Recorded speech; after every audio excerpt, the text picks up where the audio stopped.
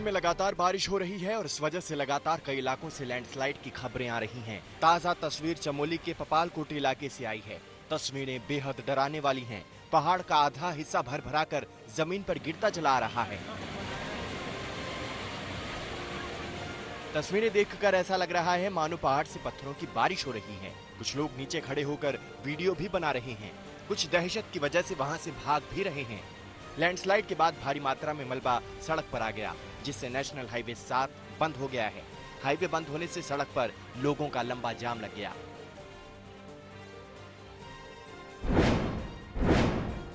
उत्तराखंड के पिथौरागढ़ में बादल फटने के बाद आई बाढ़ में 2 दिन के भीतर 14 लोगों की मौत हो गई। रविवार और सोमवार को कई इलाकों में बादल फटने के बाद बाढ़ आ गई थी।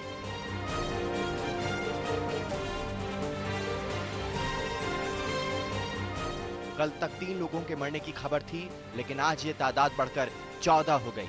3 शव बरामद कर लिए गए हैं, जबकि अभी भी 11 लोगों के शवों की खोज जारी है। एसडीआरएफ के जवान इस मलबे में दबे लोगों की तलाश में जुटे हैं। पिथौरागढ़ के कई इलाकों में हर तरफ मलबा फैला दिखा। खास तौर पर मुनस्यारी में तबाही की तस्वीरें दिखी। मुनस्यारी के अलावा बंगापानी तहसील में भी मलबा फैला दिखा। बीती रात से दिल्ली एनसीआर में एक बार फिर रुक रुक कर बारिश हो रही है। कई इलाकों में तेज तो कई इलाकों में धीरे बारिश हुई। चंद घंटों की बारिश में दिल्ली के इंद्रप्रस्थ पावर स्टेशन में जल जमाव के हालात पैदा हो गए।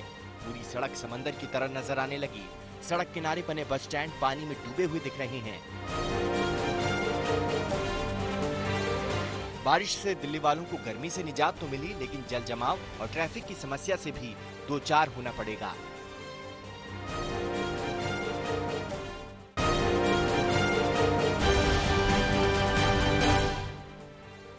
बिहार में बाढ़ से हाहाकार मचा है। मौसम विभाग ने पूर्वी और पश्चिमी चंपारण, गोपालगंज, वैशाली, सीतामढ़ी और दरभंगा के लिए अलर्ट जारी किया है।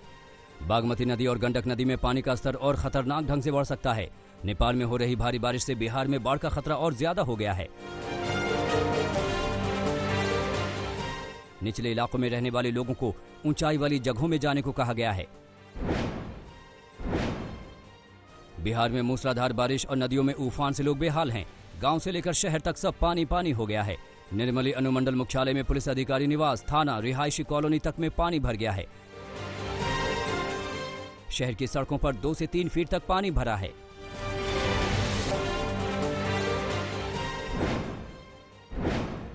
उत्तराखंड में आसमान से आफत बरस रही है। बीते 24 घंटे में मुनस्यारी और देहरादून में बादल फटने से तबाही मची है, लेकिन अगले कुछ दिन और मुश्किल भरे होने वाले हैं।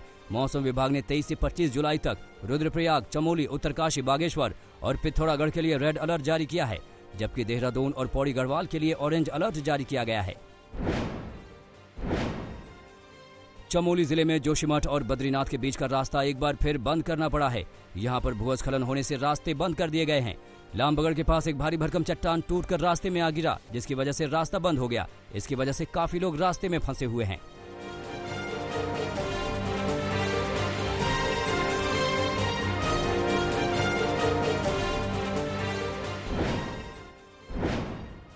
उधर असम में ब्रह्मपुत्र ने भारी तबाही मचाई है। राज्य के 24 जिले बाढ़ से प्रभावित हैं।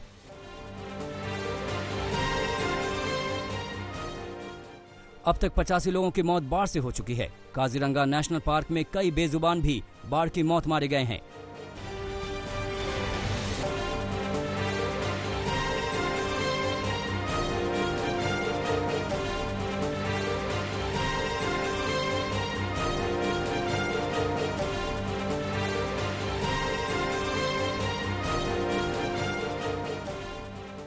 घर बार डूब जाने से 25 लाख लोगों के सामने रोजी रोटी का संकट खड़ा हो गया है।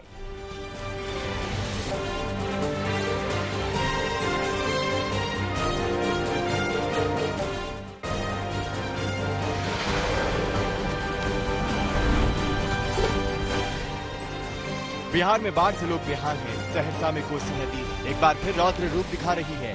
नदी के निचले इलाकों में बसे गांव में सैकड़ों लोगों को नाव के जरिए बाहर निकाला जा रहा है, क्योंकि घर पूरी तरह बाढ़ के पानी से घिर चुके हैं।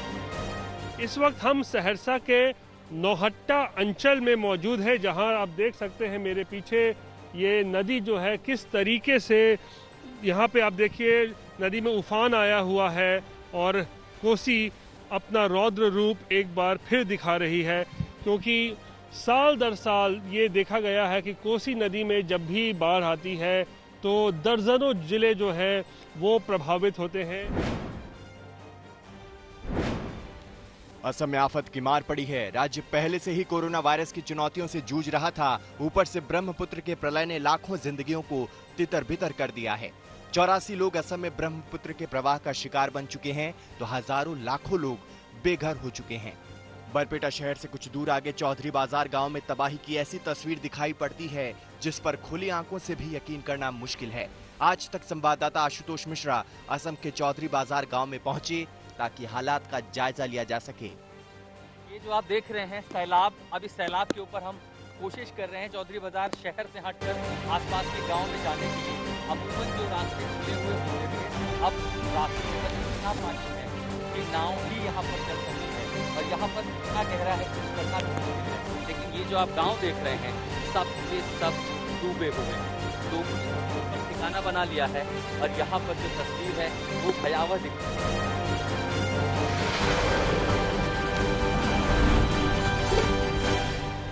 अयोध्या में अब पहले से भी भव्य राम मंदिर बनेगा। इसकी तैयारियां जोर शोर से जारी हैं। आज तक के पास नए भव्य राम मंदिर की एक्सक्लूसिव तस्वीर है। नया मंदिर 3 मंजिल का होगा। इसकी लंबाई, चौड़ाई और ऊंचाई तीनों में बदलाव किए गए हैं। राम मंदिर की लंबाई 268 फीट और चौड़ाई 140 फीट होगी, लेकिन गर्भगृह, सिंह द्वार, अग्रभाग, नृत्य मंडप और रंग मंडप में कोई बदलाव नहीं किया गया है। राम मंदिर के शिला पूजन के लिए प्रधानमंत्री मोदी 5 अगस्त को अयोध्या जाएंगे। हालांकि पीएमओ ने अभी तक इसकी पुष्टि नहीं की है, लेकिन गेस्ट लिस्ट में चारों शंकराचार्यों को निमंत्रण नहीं देने पर कांग्रेस ने नाराजगी जाहिर की है।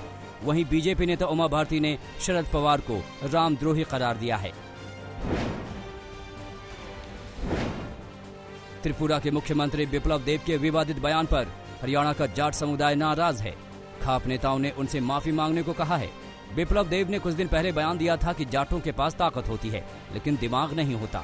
खाप पंचायत के राष्ट्रीय प्रवक्ता सूबे सिंह ने कहा है कि अगर दिमाग नहीं होता तो यूपीएससी से लेकर सेना में उच्च पदों पर जाट समुदाय के लोग नहीं होते।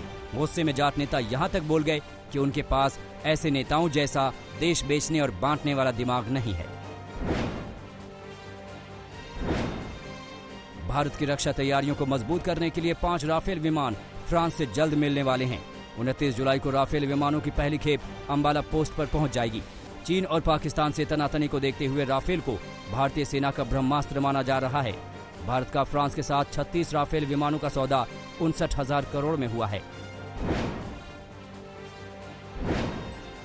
अभिनेता सुशांत सिंह राजपूत केस में पुलिस को प्रोड्यूसर संजय लीला भंसाली और यशराज फिल्म के कर्ता धर्ता आदित्य चोपड़ा के बयान में विरोधाभास मिला है। पुलिस की पूछताछ में संजय लीला भंसाली ने कहा था कि उन्होंने यशराज फिल्म से सुशांत को बाजीराव मस्तानी में काम करने की इजाजत देने को कहा था, लेकिन यशराज ने ये कहकर मना कर दिया था कि सुशांत फिल्म पानी में व्यस्त हैं। यशराज फिल्म के चेयरमैन आदित्य चोपड़ा ने अपने बयान में पुलिस को बताया है कि संजय लीला भंसाली ने फिल्म बाजीराव मस्तानी के लिए कभी भी सुशांत को इजाजत देने के लिए नहीं कहा। आदित्य चोपड़ा ने यहाँ तक कहा कि उसी वक्त सुशांत को फिल्म MS धोनी के लिए यशराज ने छूट दी थी।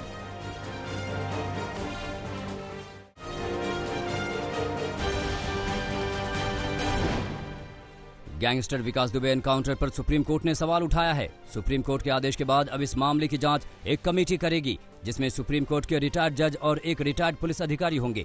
कोर्ट ने इस बात पर भी हैरानी जताई है कि विकास दुबे जैसे अपराधी को जमानत कैसे मिली। अब इस मामले में अगली सुनवाई बुधवार को सुप्रीम कोर्ट करेगा। देश विदेश में विकास दुबे की अकूत बेनामी संपत्तियों का पता लगाने के लिए ईडी जांच कर रही है। यूपी पुलिस ने इसी कड़ी में जय वाजपेयी की गिरफ्तारी की है। माना जा रहा है कि जय वाजपेयी ही वो शख्स है जो विकास दुबे का वित्तीय प्रबंधन देखता था। 8 साल पहले 4,000 रुपए की नौकरी करने वाले जय वाजपेयी के पास महंगी कारों का काफिला मिला था, जिसे विकास दुबे के एनकाउंटर के बाद पुलिस ने कानपुर में जब्त किया था। विकास दुबे के एक और गुर्गे श्यामू वाजपेयी का परिवार लखनऊ में एसआईटी के सामने बयान दर्ज कराने पहुंचा।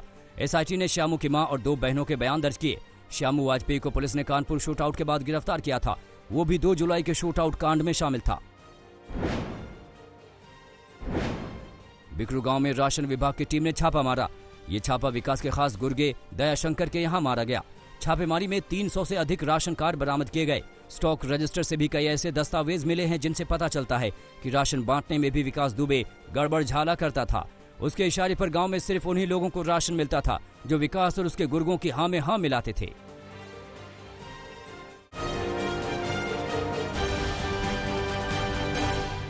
दिल्ली के एम्स में कोरोना वैक्सीन का मानव ट्रायल शुरू हो गया है। एम्स के डायरेक्टर रणदीप गुलेरिया के मुताबिक पहले और दूसरे फेज का ट्रायल एक साथ शुरू किया गया है। करीब 1800 वॉलंटियर्स ने अपना नाम रजिस्टर कराया है। पहले फेज के लिए 18 से 55 साल के स्वस्थ लोगों को ट्रायल के लिए रखा जा रहा है। दूसरे फेज में 12 से 65 साल की उम्र के लोग शामिल हैं। उम्मीद है कि 2 से 3 महीने में रिजल्ट नजर आने लगेगा। कोरोना को लेकर दिल्ली से एक अच्छी खबर आई है। 24 घंटे में दिल्ली में सिर्फ 954 नए मरीज सामने आए। 27 मई के बाद पहली बार कोरोना मरीजों का एक दिन का आंकड़ा 1000 के नीचे पहुंचा है। मुख्यमंत्री अरविंद केजरीवाल का कहना है कि दिल्ली में रैपिड टेस्टिंग और होम आइसोलेशन की रणनीति कारगर साबित हुई है। दिल्ली के स्वास्थ्य मंत्री सत्येंद्र जैन ने लोगों से सतर्क रहने की अपील की है। सत्येंद्र जैन का कहना है कि हो सकता है कि दिल्ली में कोरोना पीक चला गया हो, लेकिन दूसरे या तीसरे पीक की संभावना है। ऐसे में थोड़ी सी भी लापरवाही भारी पड़ सकती है। दिल्ली में कम्युनिटी स्प्रेड की बात को उन्होंने स्वीकार किया और कहा कि तकनीकी रूप से जवाब केंद्र सरकार देगी, लेकिन देश में मरीजों का आंकड़ा 10 लाख के पार पहुंच चुका है। ये कम्युनिटी स्प्रेड नहीं तो और क्या है।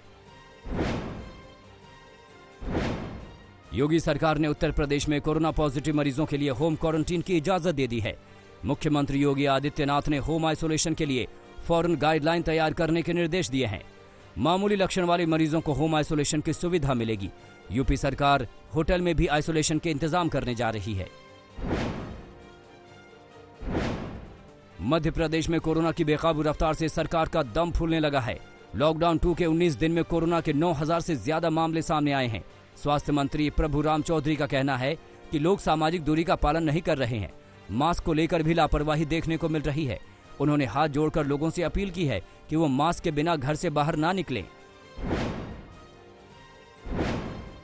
अमिताभ बच्चन ने एक बार फिर ट्वीट के जरिए अपने फैंस का आभार व्यक्त किया है। उन्होंने लिखा है कि इस मुश्किल वक्त में पूरा दिन आपके प्यार और देखभाल का एहसास होता है।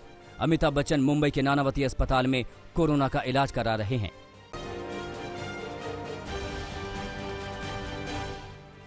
दिल्ली के कृष्णानगर इलाके में 2 युवकों ने दोस्त की चाकू गोदकर हत्या कर दी। शराब पीते वक्त इन लोगों के बीच झगड़ा हुआ और नौबत खून खराबे तक पहुंच गई। पत्नी की शिकायत पर पुलिस मौके पर पहुंची। घायल युवक को अस्पताल पहुंचाया गया, लेकिन उसकी मौत हो गई। पुलिस ने दोनों आरोपियों को गिरफ्तार कर लिया है। गाजियाबाद के लोनी इलाके में पटाखे के अवैध गोदामों पर छापेमारी की गई। इस कार्रवाई में करोड़ों की आतिशबाजी जब्त की गई। डीएम अजय शंकर पांडे ने पटाखों का अवैध स्टॉक रखने के मामले में गोदाम मालिकों पर एफआईआर दर्ज करने के निर्देश जारी किए हैं। मेरठ में कुख्यात अपराधियों पर पुलिस का शिकंजा कस गया है। बदमाशों के घरों पर दबिश देकर भारी मात्रा में हथियार बरामद किए गए हैं। पकड़े गए असलहे में 1 राइफल, 3 बंदूक, 14 देसी पिस्टल और भारी मात्रा में कारतूस शामिल हैं। छापेमारी की यह कार्रवाई ऑपरेशन क्लीन के तहत की गई है। झारखंड के रामगढ़ से पुलिस ने पशु तस्करी के आरोप में 3 लोगों को गिरफ्तार किया है। 2 ट्रकों में करीब 50 पशुओं को बांग्लादेश ले जाया जा रहा था। मुखबिर से मिली सूचना के आधार पर पुलिस ने इन लोगों को धर दबोचा। टोल प्लाजा के पास बरामद किए गए इन मवेशियों में से 3 की मौत हो गई। सीतापुर में बदमाशों ने दिन दहाड़े एक टेंट व्यवसायी से 2 लाख रुपए लूट लिए। कारोबारी बैंक से पैसा निकालकर घर जा रहा था। रास्ते में 5 बाइक सवार बदमाशों ने उस पर हमला किया और बैग लेकर फरार हो गए। बदमाशों की तस्वीर सीसीटीवी में कैद हुई है। पानीपत में पुलिस ने 3 करोड़ की लूट के मामले में 4 बदमाशों को गिरफ्तार किया है। इन लोगों के कब्जे से 52 लाख रुपए और 80 ग्राम सोने के साथ एक स्विफ्ट कार बरामद की गई है। इन लोगों ने 2018 में गोल्ड लोन लेने वाले एक बैंक को लूटा था। करीब 2.5 साल बाद लुटेरे पुलिस के हत्थे चढ़े हैं। गुरुग्राम में एक एयर होस्टेस ने 5वीं मंजिल से कूदकर आत्महत्या कर ली। मामला डीएलएफ फेज 3 का है। रविवार देर रात 25 वर्षीय युवती अपने दोस्तों के साथ पार्टी करने पहुंची थी। मृत युवती की बहन की शिकायत पर पुलिस ने उसके पायलट दोस्त के खिलाफ आत्महत्या के लिए उकसाने का केस दर्ज किया है।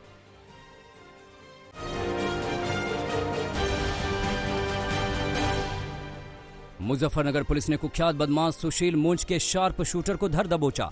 बुढ़ाना कोतवाली इलाके में 2 बदमाशों के साथ पुलिस की मुठभेड़ हुई। एनकाउंटर में फायरिंग के दौरान इंस्पेक्टर राकेश शर्मा और एक कांस्टेबल घायल हो गए।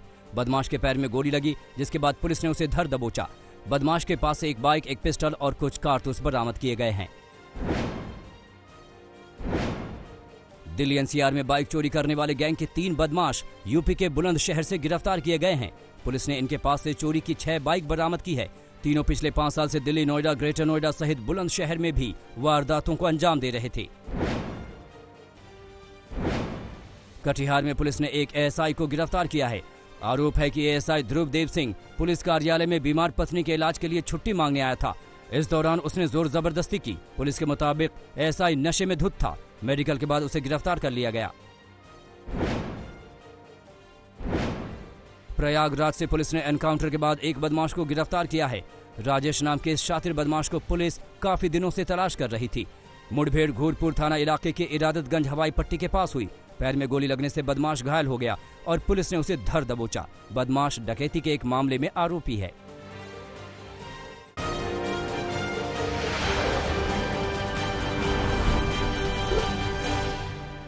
लॉकडाउन की शुरुआत से ही पनवेल स्थित अपने फार्म हाउस में मौजूद सलमान खान आजकल खेती बाड़ी में हाथ आजमा रहे हैं। वे लगातार सोशल मीडिया पर अपनी तस्वीरें और वीडियो शेयर कर रहे हैं, जिसमें उन्हें खेती करते हुए देखा जा सकता है। कल सलमान एक वीडियो में ट्रैक्टर चलाते हुए नजर आए थे और अब उन्होंने एक और वीडियो शेयर किया है, जिसमें वे चावल की खेती पूरी कर चुके हैं। इस वीडियो में देखा जा सकता है कि सलमान के साथ कई और लोग भी मौजूद हैं, जो उनके साथ खेती में मदद कर रहे हैं। सलमान इस वीडियो में खेती करने के बाद हाथ मुंह धोते हुए भी देखे जा सकते हैं। सलमान ने इस वीडियो के कैप्शन में लिखा, चावल की खेती पूरी कर ली गई है। फैंस के बीच ये वीडियो काफी वायरल हो रहा है। कई फैंस अपने फेवरेट सितारे को खेती करते हुए देख काफी खुश हुए। सलमान का यही देसी अंदाज फिल्म सुल्तान में भी देखने को मिला था। यही कारण है कि कई फैंस ने कमेंट्स में सलमान का हौसला बढ़ाते हुए कहा, रे सुल्तान।